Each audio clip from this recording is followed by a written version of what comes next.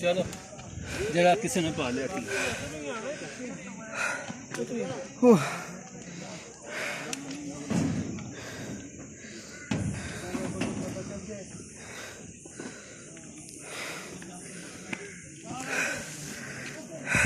फड़ लो पाइप।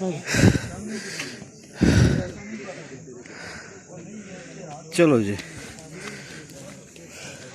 चल गया 2.8 कैसे कर दूं?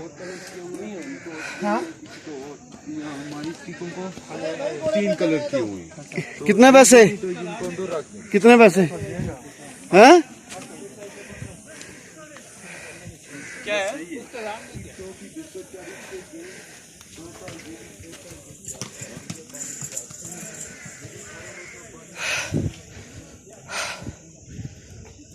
आप 3 बजे के उत्ते पहुंचना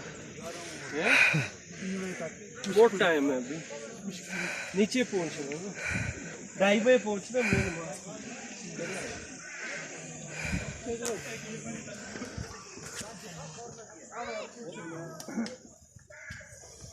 आया बड़ा टाइम लगना जान के